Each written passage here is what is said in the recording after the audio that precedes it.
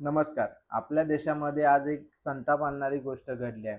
ज्या परीक्षेमधून तुम्हाला डॉक्टर होता येतं, त्या परीक्षा आज रद्द झालेल्या आहेत. तर त्याचं झालं असं, की 2 दिवसापूर्वी जी नीटची एक्झाम आहे, त्याच्यासाठी परीक्षा झाली होती आणि परीक्षा ज्यावेळी झाली, तेव्हाच पेपर लीकच्या बातम्या समोर आल्या होत्या. जवळपास 100 पेक्षा जास्त ठिकाणी पेपर लीक झाले होते. त्यामुळे मुलांनी आणि त्यांच्या पालकांनी संताप व्यक्त केला होता. आणि त्यामुळे आज सरकारने निर्णय घेतला की परीक्षाच रद्द करायच्या. आता ही परीक्षा रद्द झाल्यामुळे पुन्हा ज्या 22 लाख विद्यार्थ्यांनी ह्यासाठी भाग घेतला होता किंवा त्यांनी ही परीक्षा दिली होती, त्या मुलांना आणि त्यांच्या पालकांना ह्याच्यामुळे आता मनस्ताप सहन करावा लागणार आहे. सरकारनं सांगितलंय की आम्ही या परीक्षेची जी फी होती ती परत करू. पण आता याच्यामुळे जो झालेला त्रास आहे किंवा मुलं एवढं मेहनत करून दिवस-रात्र अभ्यास करून या परीक्षेमध्ये सहभाग घेतात, त्यांची ती मेहनत वाया गेल्यासारखीच आहे ना.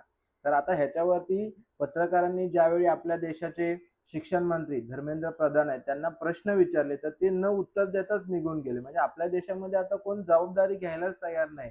म्हणजे काही झालं तरी सगळं दुसऱ्यांवरती ढकलून देणार. हे मागच्या वेळी असं झालं होतं, त्या सरकारच्या काळात तसं झालं होतं, असं म्हणून वेळ मारून नेली जाते. आणि आपले लोक पण एवढे आता कोण सरकारला प्रश्नच विचारत नाही. हे झालं, हे आपलं नशीब म्हणून सगळं सोडून देतात.